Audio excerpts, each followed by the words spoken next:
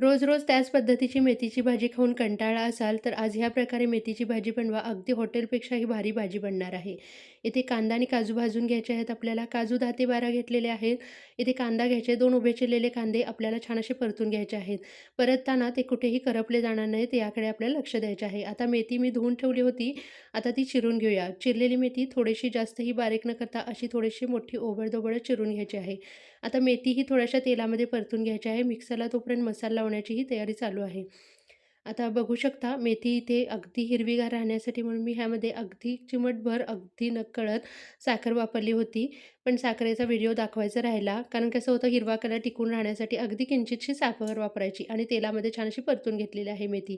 आता इथे तेल तापत ठेवलं होतं. तेलामध्ये खमंग अशी शहाजिऱ्याची फोडणी द्यायची. त्यानंतर तमालपत्र.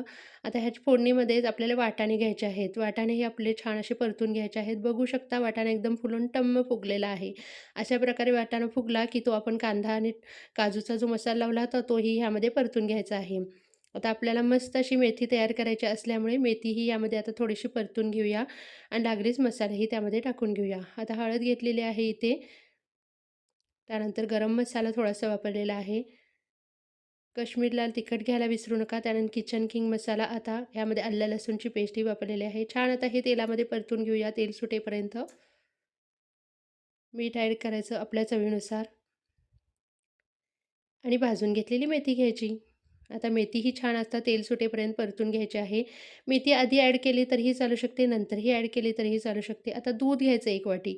आता ही आपल्याला भाजी दुधातच शिजवून घ्यायची आहे आणि तुपाच्या फोडणीमध्येही तुम्ही ही भाजी करू शकता.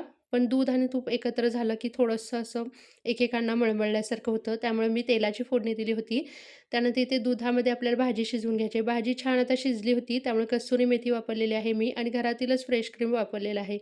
फ्रेश क्रीम आपल्याला एक 2 ते 3 चमचे घ्यायचं आणि भाजी परत एकदा छान अशी ढवळून द्यायची आणि मस्त अशी मेथी मटार मलाई तयार झाली होती. कशी वाटली रेसिपी? तर चॅनलला नवीन असाल तर